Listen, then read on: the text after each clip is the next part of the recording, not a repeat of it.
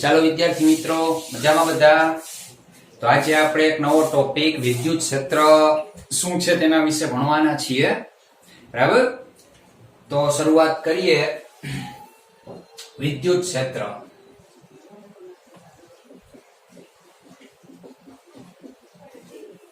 હવે જો વિદ્યુત ક્ષેત્ર શું છે?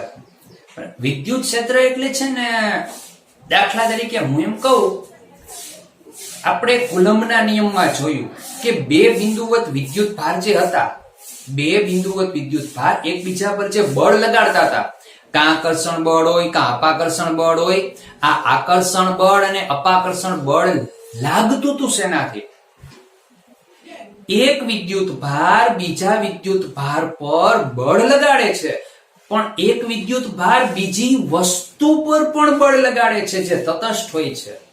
જેમ કે આપણે એમ કીધું, આપણે આ ભણ્યા કે આ એક વિદ્યુત ભાર Q અને Q1 કહો અને Q2 કહો, તો આના પર બળ લગાડે, શીખા, બરાબર? પણ આ જ વિદ્યુત ભાર હું એમ કહું, અહીંયા કોઈ તટસ્થ વસ્તુ છે,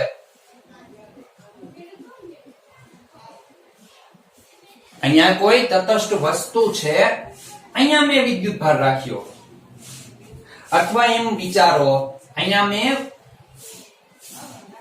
પ્લાસ્ટિકનો સળિયો રાખ્યો જે ઋણ વિદ્યુત ભારિત છે.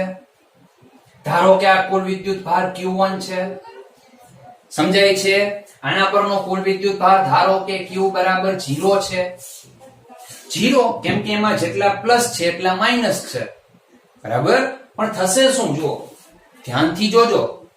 માઇનસ તો કે પ્લસ ને આકર્ષિત કરે, અહીંયા બધો ધન વિદ્યુત ભાર ભેગો થશે અને અપાકર્ષણ બળને કારણે ઋણ વિદ્યુત ભાર અહીંયા જમા થશે. જો હવે તમે જોવા જશો તો ઋણ વિદ્યુત ભારનું ધનથી અંતર ધારો કે R1 કહું,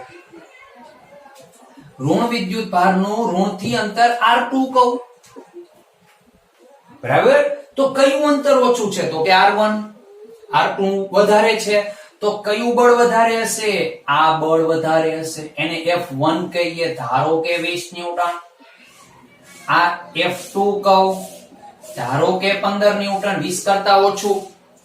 તો આના પર આ દિશામાં પરિણામી બળ લાગશે, બરાબર ને? આ તટસ્થ કોઈ પણ પ્લેટ હશે, આ પ્લેટ આ રીતે ખેંચાશે, પણ કુલમ્બના નિયમ પ્રમાણે F is equal to K Q1 Q upon R square. એમાં Q 0 છે તો બળ 0 મળે છે. બળ લાગવું ન જોઈએ. પ્રેક્ટિકલી દેખાય છે કે બળ લાગે છે, તો શું કુલમ્બનો નિયમ ખોટો છે? ના, કુલમ્બનો નિયમ ખોટો નથી. અને પોલરાઇઝેશન પણ કહેવાય, અથવા ઇન્ડક્શન છે, વિદ્યુત ભારનું પ્રેરણ છે. મેં તમને ત્યારે પણ કીધું હતું, કુલમ્બનો નિયમ માત્ર બિંદુવત વિદ્યુત ભાર માટે જ છે. કુલમ્બનો નિયમ બિંદુવત વિદ્યુત ભાર માટે છે, આ બિંદુવત વિદ્યુત ભારો નથી. સમજાણું? આ બિંદુવત વીજભાર નથી, એટલે અહીંયા બળ લાગશે. અહીંયા આપણે કુલમ્બનો નિયમ લગાડી શકીએ નહીં. હવે આ પ્લાસ્ટિકનો સળિયો આ પ્લેટ પર બળ લગાડે છે, પોતાની તરફ ખેંચે છે, કોન્ટેક્ટ તો કોઈ થયો નથી, બરાબર ને? મારે કોઈ વસ્તુ પર બળ લગાડવું હોય તો સ્પર્શ કરવો જોઈએ. આ માર્કરને મારે આમ સમસ્થિત કરવું છે, કોન્ટેક્ટ કરવો પડે, સમસ્થિત થશે. કોન્ટેક્ટ કરવો પડે, લંબ રૂપે ગોઠવાશે, બરાબર ને? કોન્ટેક્ટ વગર તો બળ લાગતું નથી.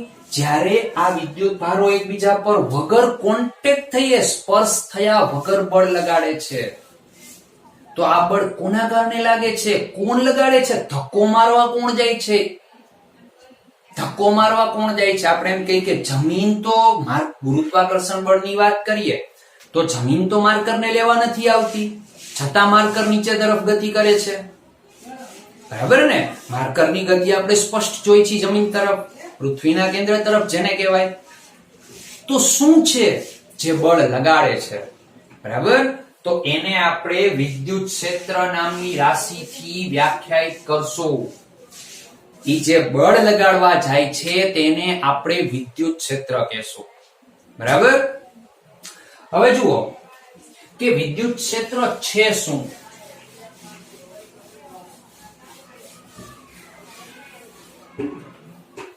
કે વિદ્યુત ક્ષેત્ર એટલે છે ને એક પ્રકારનું બળ જ છે, એક પ્રકારનું વિદ્યુત બળ જ છે, પણ થોડો ફેરફાર છે. વિદ્યુત ક્ષેત્ર એટલે આપણે એમ કહી શકીએ, હું તમને એમ કહું, જુઓ સમજવા પ્રયત્ન કરજો કે અહીંયા એક વિદ્યુત ભારિત કોઈ વિદ્યુત ભારિત મેં વસ્તુ લીધી, બરાબર? કોઈ પણ કાચની પ્લાસ્ટિકની પ્લેટ લઈ લીધી, વિદ્યુત ભારિત છે. અહીંયા મેં એક વીજભાર લીધો, આ એક વીજભાર લીધો, અનુભવ કર્યો, 1 કુલમ વીજભાર હતો તો એના પર 1 ન્યૂટન બળ લાગ્યું. બરાબર ને? મેં પછી બીજું 2 કુલમનો વીજભાર લીધો, 2 ન્યૂટન બળ લાગ્યું. સમજાણું? 2 કુલમનો વિદ્યુતભાર લીધો તો 2 ન્યૂટનનું બળ લાગ્યું. કોણ વહીતું? તો કે વિદ્યુતભાર. 3 કુલમ લેશો 3 ન્યૂટન બળ લાગે છે. તો વિદ્યુતભાર જેમ વધતો જાય એમ બળ પણ વધતું જાય. બરાબર? આના પર તો કે 1 ન્યૂટન બળ લાગશે. જો વિદ્યુતભારનો જથ્થો હોય તો માનો કે આ ઋણ વિદ્યુતભારો છે તો આ ઝડપથી ખેંચાશે. 3 કુલમ એનાથી પણ વધારે સ્પીડથી ખેંચાશે, કારણ કે બળ વધારે લાગશે ને આનું. પણ પ્રશ્ન ઈ છે કે આને બળ લગાડવા ગયું કોણ? આને બળ લગાડવા ગયું કોણ? તો વિદ્યુત ક્ષેત્ર એટલે આપણે એવી કલ્પના કરીએ છીએ કે વિદ્યુત ક્ષેત્ર રેખાઓ જાય છે, ધક્કો મારે છે અને બળ લગાડે છે. વિદ્યુત ક્ષેત્ર શબ્દ જ પકડો ને. ક્ષેત્ર એટલે શું? ક્ષેત્ર એટલે સ્પેસ, જગ્યા. બરાબર ને? વિદ્યુત ક્ષેત્ર તો વિદ્યુત ભારોની જગ્યા. આ બધું જ વિદ્યુત ક્ષેત્ર છે. આપણી આંખ પણ, તમે ભણશો આગળ ચેપ્ટરોમાં, આપણી આંખ પણ વિદ્યુત ક્ષેત્રનો જ અનુભવ કરે છે. વિદ્યુત ક્ષેત્રને કારણે જ આપણે બધું જોઈ શકીએ છીએ. બરાબર? તો વિદ્યુત ક્ષેત્ર એટલે શું? તો કે આપણે એમ કહી શકીએ વિદ્યુત ભારની અનુભવાતી અસર. કોઈ વિસ્તારમાં વિદ્યુત ભાર હાજર છે કે નહીં, અથવા એમ પણ કહી શકાય, આમાં છે ને વ્યાખ્યાયિત કરવા માટે આપણે 2 પ્રકારના વિદ્યુત ભાર લેશું. જો સમજવા પ્રયત્ન કરો. પહેલા એમ કહી શકીએ કે કોઈ વિસ્તારમાં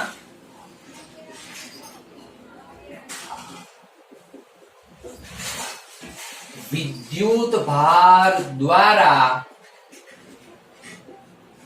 અનુભવાતી અસર. વિદ્યુત ભાર પ્લસ હશે, માઇનસ હશે, જો એના પર બળ લાગે તો આપણે કહી શકીએ કે આસપાસ વિદ્યુત ક્ષેત્ર જેવું કંઈક છે. બરાબર ને? આસપાસ વિદ્યુત ક્ષેત્ર જેવું કંઈક છે એવું આપણે કહી શકીએ. હવે જો હું તમને એમ કહું, વિદ્યુત ક્ષેત્રની સંજ્ઞા છે ને કેપિટલ E લેવાની. વિદ્યુત ક્ષેત્રની સંજ્ઞા કેપિટલ E લેવાની. ઇલેક્ટ્રિક ફિલ્ડ પરથી એને આપણે E સંજ્ઞા દ્વારા દર્શાવશું. બરાબર? હવે જુઓ, હું તમને એમ કહું કે કોઈ જગ્યાએ માનો કે આમાં મેં તમને કીધું કે 2 પ્રકારના આપણે વિદ્યુત ભારો લેવાના. 2 પ્રકારના એટલે કેવા? ધારો કે હું તમને એમ કહું, એક છે ને વિદ્યુત ક્ષેત્રના પ્રાપ્તિ સ્થાનો, જે વિદ્યુત ક્ષેત્ર ઉત્પન્ન કરતું હોય. માનો કે આ વિદ્યુત ભારિત વસ્તુ છે અને આજુબાજુ કે વિદ્યુત ક્ષેત્ર ઉત્પન્ન કરે છે. હવે આ પોતાની આસપાસ કે વિદ્યુત ક્ષેત્ર ઉત્પન્ન કરે છે, બળ લગાડવાની એનામાં ક્ષમતા છે બીજા વિદ્યુત ભારો પર. મેં અહીંયા એક વિદ્યુત ભાર મૂક્યો, અહીંયા એક વિદ્યુત ભાર મૂકું છું તો આના પર બળ લાગશે. બરાબર ને? આના પર બળ લાગશે. કેટલું બળ લાગશે? F ની કિંમત કેટલી હશે? હું એમ કહું કે આ માની લ્યો કે આના પર કેપિટલ ક્યુ વિદ્યુત ભાર છે અને આ આજુબાજુ કઈ વિદ્યુત ક્ષેત્ર ઉત્પન્ન કરે છે. અહીંયા કોઈ હું વિદ્યુત ભાર રાખું છું, આને આપણે પરીક્ષણ વિદ્યુત ભાર કહેશું. પરીક્ષણ વિદ્યુત ભાર. આને આપણે વિદ્યુત ક્ષેત્રના પ્રાપ્તિ સ્થાનો કહેશું.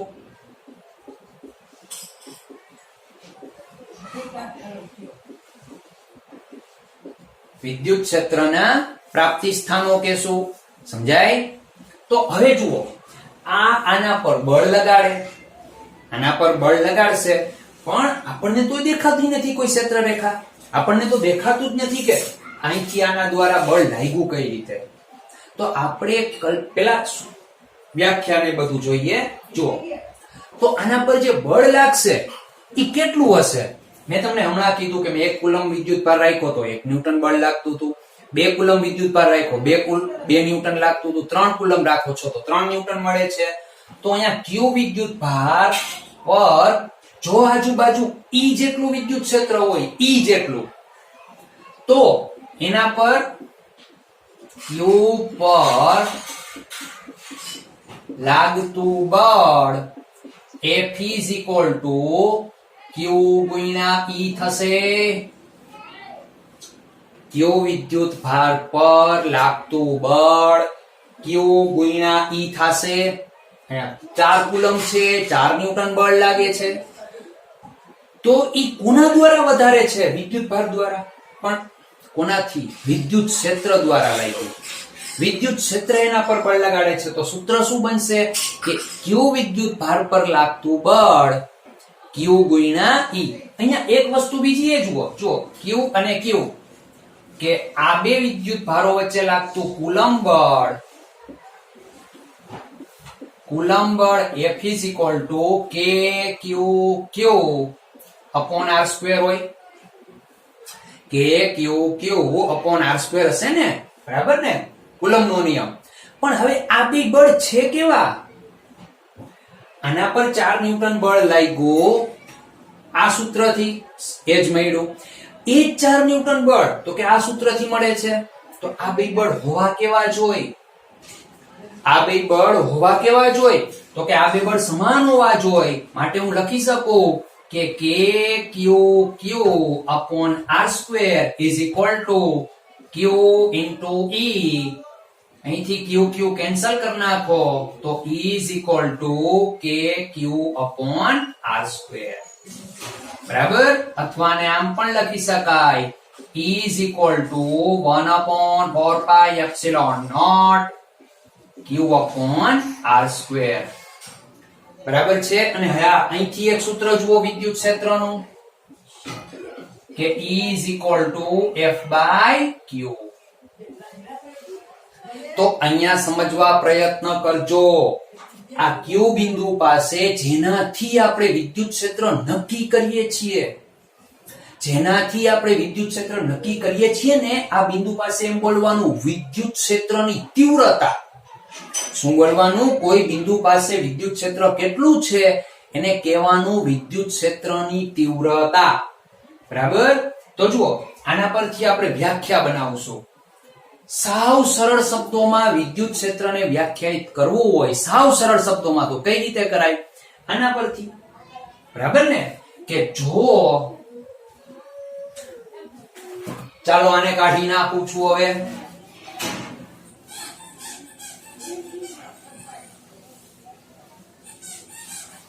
જુઓ કે જો Q બરાબર 1 કુલમ તો E બરાબર F. વિદ્યુત ક્ષેત્ર અને બળ બે સરખા થશે. તો યાદ રાખજો, સરળ શબ્દોમાં વ્યાખ્યા શું બનશે કે વિદ્યુત ક્ષેત્રમાં મૂકેલા એકમ ધન વિદ્યુત ભાર પર લાગતા કુલંબ બળને તે બિંદુ પાસે વિદ્યુત ક્ષેત્ર અથવા વિદ્યુત ક્ષેત્રની તીવ્રતા કહે છે. બરાબર, વિદ્યુત ક્ષેત્ર અથવા વિદ્યુત ક્ષેત્રની તીવ્રતા જો વિદ્યુત ભાર દ્વારા કે કેટલું, જો બળ અને વિદ્યુત ક્ષેત્ર બે એક નથી. યાદ રાખજો, બળ અને વિદ્યુત ક્ષેત્ર બે એક નથી. બળ એટલે તો શું? એના પર લાગતો ધક્કો ન્યૂટનમાં. જ્યારે વિદ્યુત ક્ષેત્ર બળનું માપ છે કે 1 કુલમના વિદ્યુત ભાર પર કેટલું બળ લાગ્યું, 2 કુલમના વિદ્યુત ભાર પર કેટલું બળ લાગ્યું, 3 કુલમના વિદ્યુત ભાર પર કેટલું બળ લાગ્યું, એના પરથી બળ મળી જાય. બે એક માપ છે, બળનું માપ છે, બળ નથી. બરાબર, વિદ્યુત ક્ષેત્ર એ વિદ્યુત બળનું માપ છે. બરાબર, ચાલો વિદ્યુત ક્ષેત્રનો એકમ શું થશે? અંશમાં બળનો એકમ ન્યૂટન, વિદ્યુત ભારનો એકમ કુલમ. તો વિદ્યુત ક્ષેત્રનો એકમ ન્યૂટન પર કુલમ્બ છે. અથવા બીજા પાઠમાં આપણે જોશું બીજો એકમ વોલ્ટ પર મીટર છે. હવે આનું પારિમાણિક સૂત્ર બનાવવું હોય તો કઈ રીતે બનશે? બળનું પારિમાણિક સૂત્ર m1 l1 t-2, વિદ્યુત ભારનું a1 t1, તો m1 l1 t-3 a-1. તો વિદ્યુત ક્ષેત્રનું પારિમાણિક સૂત્ર m1 l1 t-3 a-1 છે. સમજાય છે? તો વિદ્યુત ક્ષેત્રનું પારિમાણિક સૂત્ર 1 1 3 1 છે. આટલી ખબર પડી? તો એકમ ધન વિદ્યુત ભાર પર લાગતા બળને આપણે વિદ્યુત ક્ષેત્ર કહીએ છીએ. હકીકતમાં વિદ્યુત ક્ષેત્ર હોય કેવું? જો આપણને તો દેખાતું નથી, આપણે તો માત્ર માપીએ છીએ કે એકમ વિદ્યુત ભાર પર કેટલું બળ લાગશે. આ હકીકતમાં છે ને, એક સરસ ઉદાહરણ, ગુફા હોય ને ગુફામાં કેમ સ્પાઈડર, કરોળિયા પોતાનું આમ ઝાડ બનાવીને બેઠા હોય. હવે કોઈ બેક્ટેરિયા અંદર પ્રવેશ કરશે, તો એને તો એ ઝાડ દેખાવાની નથી. બરાબર ને? એને ઝાડ નહીં દેખાય. જેવા ઈ પ્રવેશ કરશે એટલે થાશે શું? સ્પાઈડર શું કામ કરશે? તરત એક ક્ષેત્ર રેખાની જેમ એક્સ્ટ્રીમ મોકલશે, જોશે, ચેક કરશે, ખવાય એમ છે કે નહીં, ખવાય એમ છે, ખેંચી લેશે, નથી ખવાય એમ બહાર ફેંકી દેશે. બરાબર, આવું જ કામ વિદ્યુત ક્ષેત્રનું છે. એક વિદ્યુત ભાર, એના નજીક એક બીજો વીજભાર આપણે લાવ્યા, તો આ વીજભાર ચેક કરશે. શું બીજો આવ્યો એ પોતાની જાતનો છે, મતલબ પ્લસ છે, અને આઈ પ્લસ છે, મારી દો ધક્કો, ધક્કો મારી નાખો, વહી જશે. અલગ જાતિનો છે, ઋણ વિદ્યુત ભાર છે, ખેંચી લેશે. તો એક વિદ્યુત ભાર પોતાની આસપાસ છે ને ઘણું બધું વિદ્યુત ક્ષેત્ર ઉત્પન્ન કરતું હોય છે, જેને આપણે જોઈ નથી શકતા.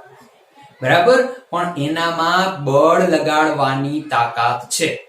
આ યાદ રાખજો, એનામાં બળ લગાડવાની તાકાત છે. આ 100% છે. આટલું સમજાણું? ઓકે. હવે જુઓ,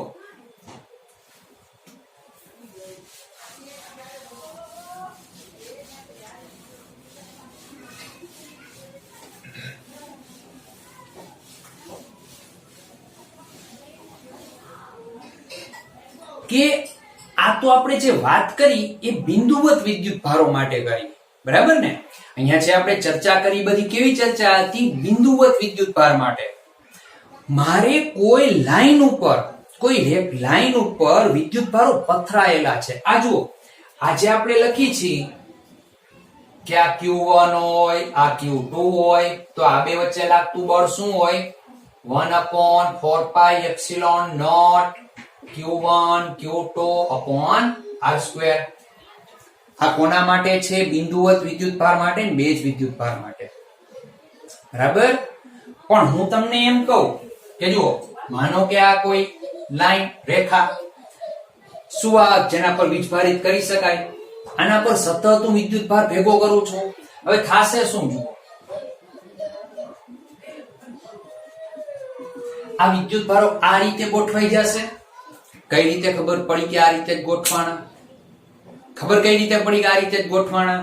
તો કે વિદ્યુત ભારો વચ્ચે બળ કયું લાગે? અપાકર્ષણ બળ. સમાન વીજ ભારો અપાકર્ષણ બળ જ લાગે. હવે જો એના પર અપાકર્ષણ બળ લાગે છે, બરાબર, તો એકબીજા ઉપર સતત અપાકર્ષણ બળ લગાડતા એકબીજાથી ખસતા જશે, દૂર ખસતા જશે. આ વીજભાર આના પર બળ લગાડે, આના પર લગાડે, આના પર લગાડે, આના પર લગાડે. જો અપાકર્ષણ બળ ન લાગતું હોત, જો અપાકર્ષણ બળ ન લાગતું હોત તો આમાંથી કોઈ વીજભારની ગતિ થાત. આમાંથી કોઈ વીજભારની ગતિ થાત. આપણે તો કોઈ વીજભારની આમાં ગતિ જોતા નથી. એનો અર્થ થાય વિદ્યુત ભારો સ્થિર થઈ ગયા છે. બધા એકબીજા પર જે બળ લગાડે છે, બધા બધા વીજભાર જે એકબીજા પર બળ લગાડે છે, બધા બળોની પરિણામી અસર 0 થઈ ગઈ.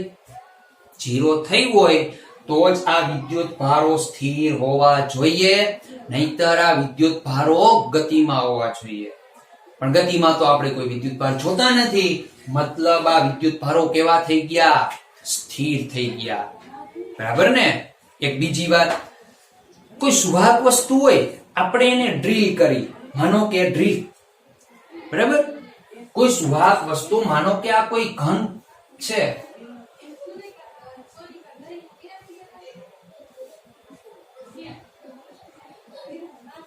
મેં અહીંયા હોલ કર્યો અને હોલની અંદર મેં વિદ્યુત ભાર રાખ્યો. કોઈ સુવાહક વસ્તુ છે,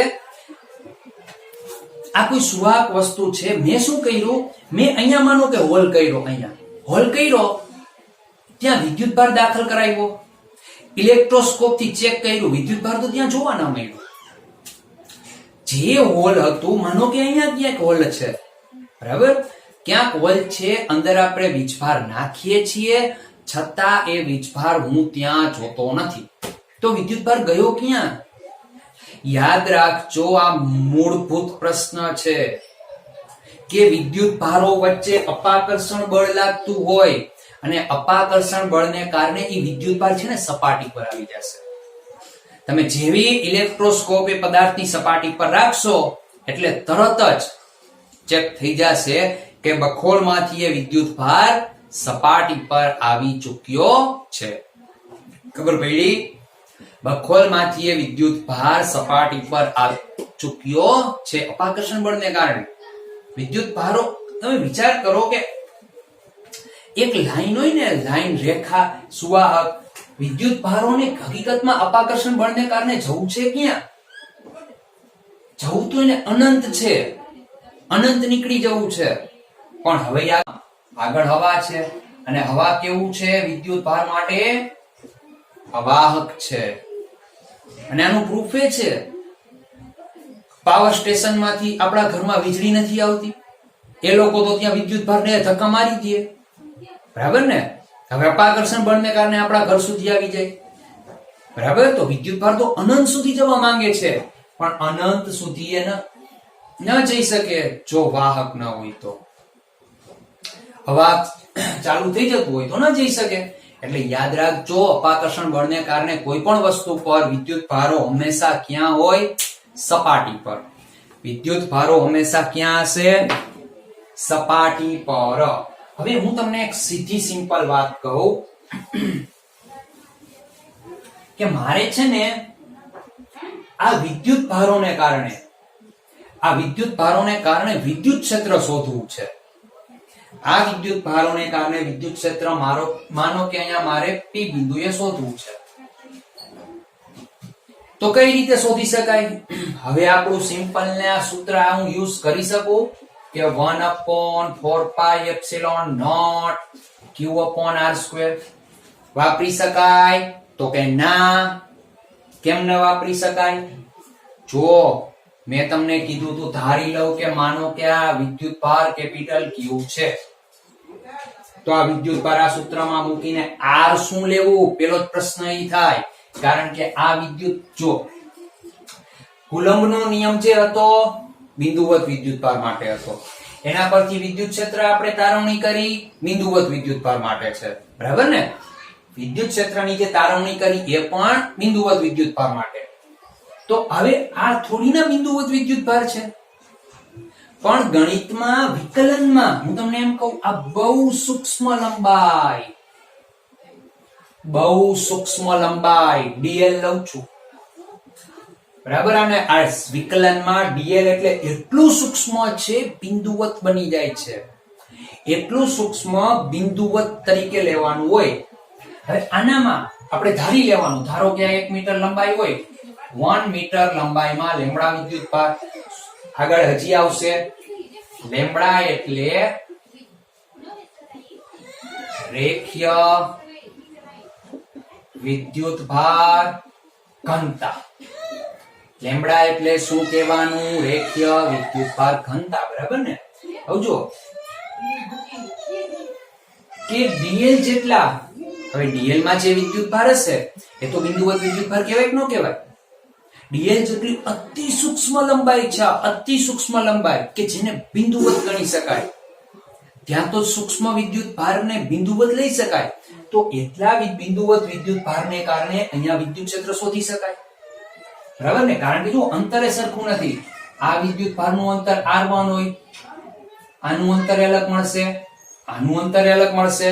અંતર અલગ અલગ મળે તો પણ આપણે વિદ્યુત ક્ષેત્ર શોધી શકીએ નહીં, બરાબર?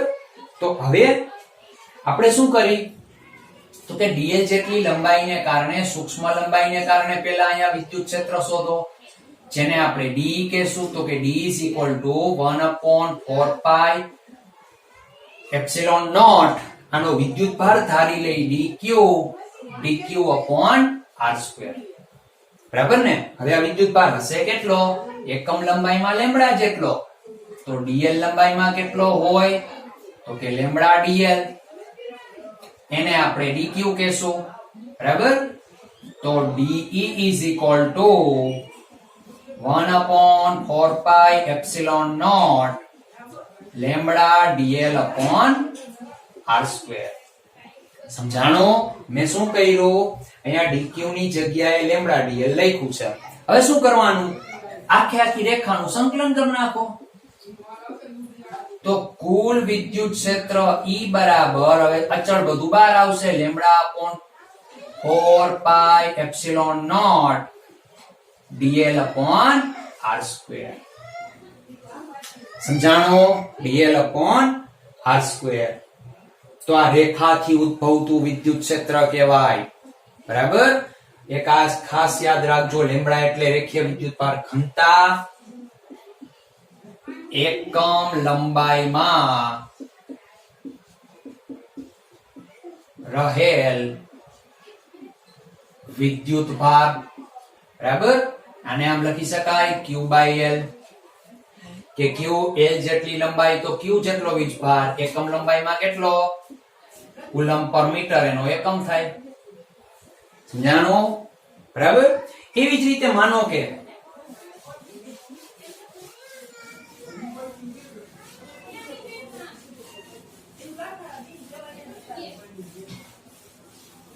હું તમને એમ કહું કે કોઈ એક સીટ છે, સીટ, અને સીટ ઉપર પણ આ વિદ્યુતભાર પથરાયેલો છે. તો આનું આપણે પહેલા એક વ્યાખ્યાયિત કરશું, સિગ્મા. એકમ ક્ષેત્રફળમાં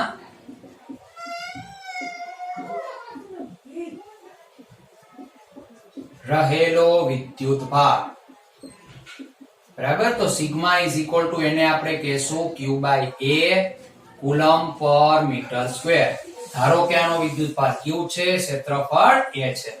તો ફરીથી મારે આનેથી અહીંયા p બિંદુએ વિદ્યુત ક્ષેત્ર શોધવું હોય તો બિંદુવત લેવું પડે. એટલું સૂક્ષ્મ ક્ષેત્રફળ લ્યો, dA જેટલું, એટલું સૂક્ષ્મ ક્ષેત્રફળ લ્યો કે પેલા આનેથી અહીંયા વિદ્યુત ક્ષેત્ર શોધો.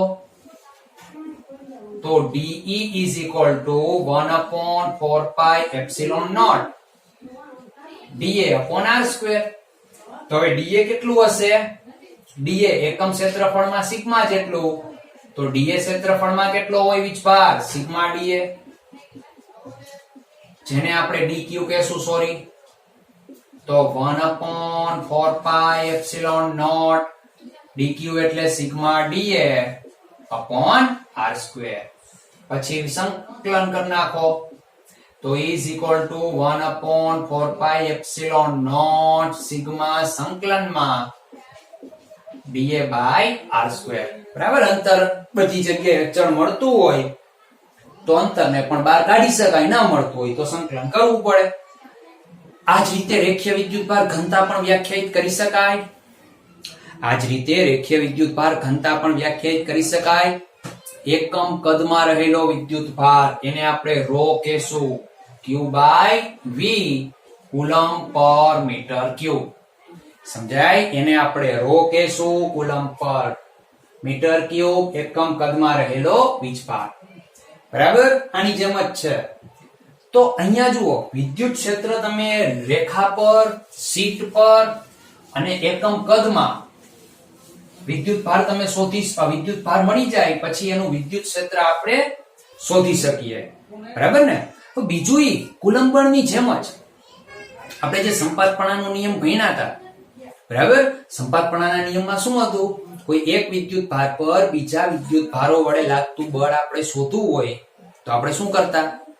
બે વિદ્યુતભારોની જોડી બનાવીને એક વિદ્યુતભાર પર બીજા બધા વિદ્યુતભારો વડે લાગતા કુલમ બળનો સદિશ સરવાળો કરતા.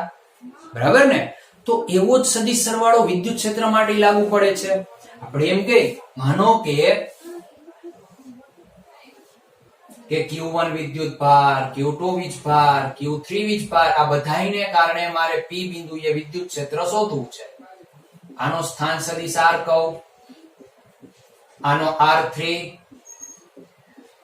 R2 અને R1. બરાબર? તો આનું વિદ્યુત ક્ષેત્ર અહીંયા જુઓ, આનું વિદ્યુત ક્ષેત્ર, આનું વિદ્યુત ક્ષેત્ર.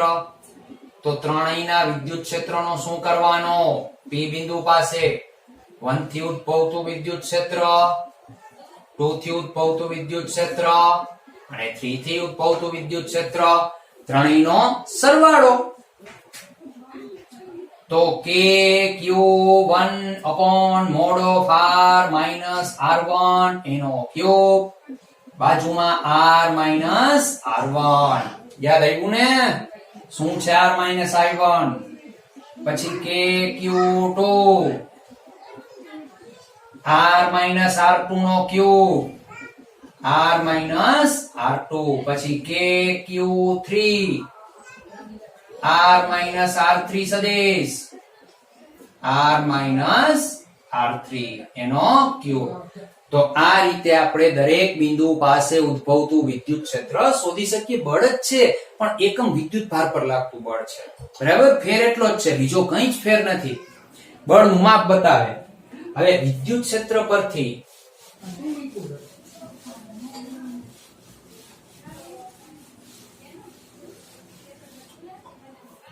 જો JEE 2019 માં પૂછાયેલો વિદ્યુત ક્ષેત્રનો એક દાખલો જોઈએ.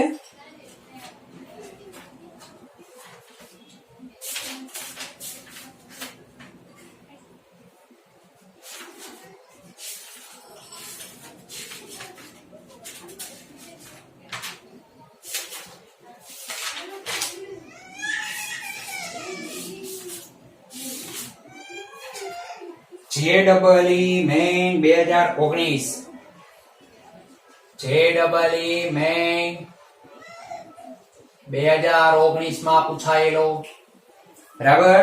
જો એમાં તમને કીધું છે કે બે વિદ્યુત ભારો Q1 10 માઇક્રોકુલમ, Q2 -25 માઇક્રોકુલમ એક અક્ષ પર 1 મીટર અને 4 મીટર અંતરે મૂક્યા છે. તો તમારે y અક્ષ પર ઉગમ બિંદુથી 3 મીટર અંતરે વિદ્યુત ક્ષેત્ર શોધવું છે. રકમ સમજાણી? આવું કંઈક છે. જુઓ, આ x અક્ષ, આ y અક્ષ, આ ઉગમ બિંદુ, આ x બરાબર 1 મીટર, x બરાબર 4 મીટર, અહીંયા Q1 બરાબર √10 માઇક્રોકુલમ, Q2 બરાબર -25 માઇક્રોકુલમ વિદ્યુત ભાર આપેલા છે. બરાબર? તો આ બે વિદ્યુત ભારોને કારણે આ y બરાબર 3 મીટર અંતરે વિદ્યુત ક્ષેત્ર શોધવાનું છે. તો એના ઓપ્શન આપેલા છે આપણને. A = 63i - 27j ગુણ્યા 10⁻², પછી B 81ij 81i - 81j ગુણ્યા 10⁻², C -81i + 81j ગુણ્યા 10⁻², D -63i + 27j ગુણ્યા 10⁻². બરાબર. એક દાખલો જોઈએ. તો આના પરથી શું જવાબ આવે? તો જુઓ, આપણે કંઈ કરવાનું નથી. પહેલા આ વિદ્યુત ભારને કારણે અહીંયા વિદ્યુત ક્ષેત્ર શોધો. આ બિંદુએ, બરાબર, એને O નામ આપી દે. પછી આ વિદ્યુત ભારને કારણે અહીંયા વિદ્યુત ક્ષેત્ર શોધો. બેનો સરવાળો કરી નાખો. સમજાય? બાકી કંઈ નથી કરવાનું. તો જુઓ, જોતા જઈએ. સૌથી પહેલા આના કારણે વિદ્યુત ક્ષેત્ર E1 = હવે સદિશ સ્વરૂપે મારે લેવું હોય તો આમ થશે. આમ જોજો, આ અંતર 1 મીટર, આ 3, તો આ કેટલું થશે? પાયથાગોરસના નિયમ પ્રમાણે 3 નો વર્ગ વત્તા 1 નો વર્ગ એટલે 10 √10. તો k Q1/r², બરાબર. k એટલે 9 ગુણ્યા 10⁹, Q1 એટલે √10 ગુણ્યા 10⁻⁶, છેદમાં આ અંતરે કેટલું મળ્યું? √10 મળ્યું ને, બરાબર. તો √10 નો વર્ગ, આટલું સમજાણું. √10 નો વર્ગ, આ √10 મળે ને. 3 નો વર્ગ 9, 1 નો વર્ગ 1, બરાબર. તો 9 ગુણ્યા 1 એટલે 10, 9 વત્તા 1 એટલે 10. તો હવે જુઓ, તો 9 ગુણ્યા √10 પછી 10⁻³ છેદમાં √10 નો વર્ગ એટલે 10, બરાબર. આ E1. હવે E1 ના બે ભાગ પડે. E1 ના બે ભાગ પડે. કયા? માનો કે આ θ1 હોય, આ વિદ્યુત ક્ષેત્ર કહું છું, આ θ1, તો આ શું હશે? θ1. તો એક ઘટક આમ જશે જેને આપણે કહેશું E1 cos θ1, એક ઘટક ઉપર તરફ જશે sin θ1, બરાબર ને. cos ઘટક માઈનસ છે, sin ઘટક પ્લસ છે, ઉપર તરફની દિશામાં છે. જો સદિશ લીધું છે મેં અહીંયા, એકમ સદિશ એક લખી નાખો r કેરેટ, બરાબર. તો અહીંયા શું થશે? -cos θ1i કેરેટ વત્તા sin θ1j કેરેટ. સમજાણો? ઓકે. હવે અહીંયા જુઓ, તો 9 ના છેદમાં √10, નીચે 10 છે તો એક રૂટ નીકળી જાય, 10⁻³ હવે cos θ1 ની કિંમત શું થાય? cos θ1 જુઓ જોઈએ. અહીંયા હું ત્રિકોણ બનાવું. આ 3, આ 1, આ θ1. તો cos θ1 એટલે આ √10 છે, 1/√10, બરાબર ને. અને sin θ1 એટલે 3/√10. રેડી? લખો અહીંયા -cos θ1 એટલે 1/√10 i કેરેટ, sin θ1 એટલે 3/10 j કેરેટ, સોરી √10. આ ખબર પડી? 10 ને કાઢો બહાર, કોમન. તો √10 ગુણ્યા √10 એટલે કેટલા થશે? √10 ગુણ્યા √10 એટલે 10. તો 9 ગુણ્યા 10⁻³ છેદમાં 10. અહીંયા 3j - i, બરાબર. હવે અહીંયા તમે ગુણાકાર કરશો, 9 × 27, 9 એકુ 9, બરાબર. જુઓ હવે અહીંયા 10 ની 3, 10 ની 1 એટલે કેટલી થશે? 9 ગુણ્યા 10 ની 2 ઘાત 3j માઇનસ i, બરાબર. હવે 9 ને અંદર ગુણાવી દો તો શું થશે? જો આને હવે ભૂસી નાખું છું તો શું થશે? E1 is equal to, પેલા i વાળું લખું, -9i plus 27j ગુણ્યા 10 ની 2 ઘાત ન્યૂટન પર કુલમ. ખબર પડી? એવી જ રીતે માનો કે અહીંયા વિદ્યુત ક્ષેત્ર શોધવું છે, આ ઋણ છે, તો આને ખેંચવા ટ્રાય કરશે ને, સીધી વાત છે. હવે ધારો કે આ -25 માઇક્રોકુલમ, જો ફરીથી આ ખૂણો θ2 કહું,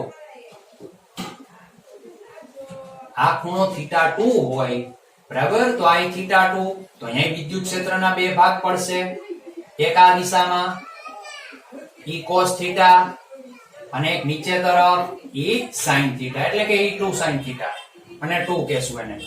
તો ફરીથી જુઓ, E2 એટલે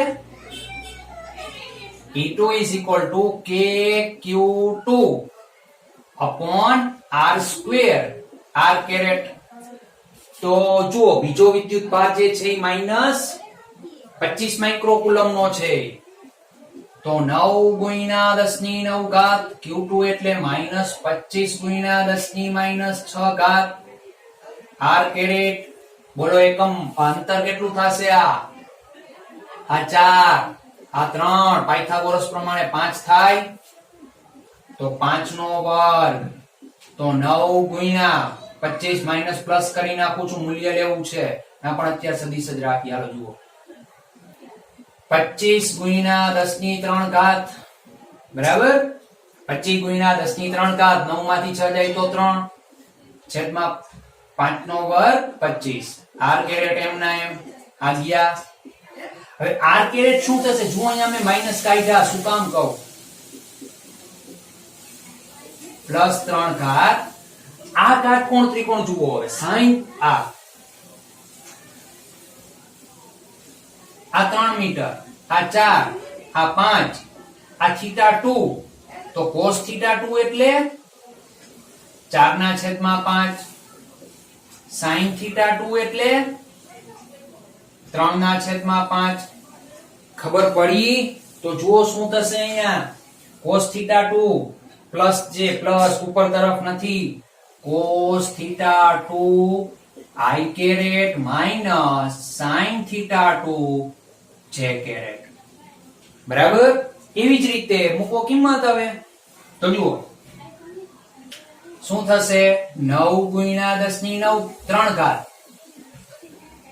cos θ2 એટલે 4/5 i caret minus 3/5 j caret, બરાબર.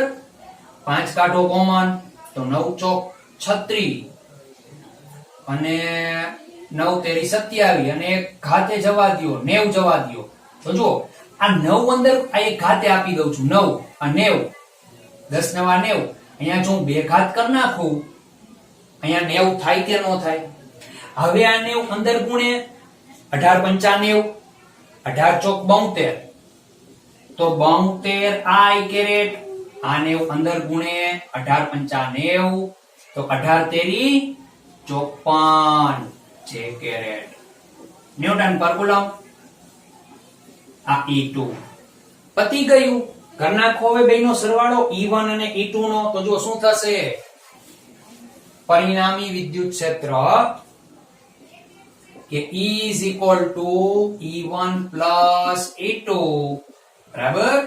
તો E1 minus 9i plus 72j, sorry 72i, 72 માંથી 9 જાય તો કેટલા વધે? 63 i caret plus 27j minus 54, તો minus 27j, 10 ની 2 ઘાત કોમન, તો 10 ની 2 ઘાત ન્યૂટન પર કુલમ. આ તમારો જવાબ. સમજાણું? તો JEE માં પૂછાયેલો આ દાખલો એક અત્યારે કર્યો, બરાબર. બીજા સારા એવા વિદ્યુત ક્ષેત્ર પરના દાખલા આવતા લેક્ચરમાં જોશું. ત્યાં સુધી લખો, વાંચો, મજા કરો.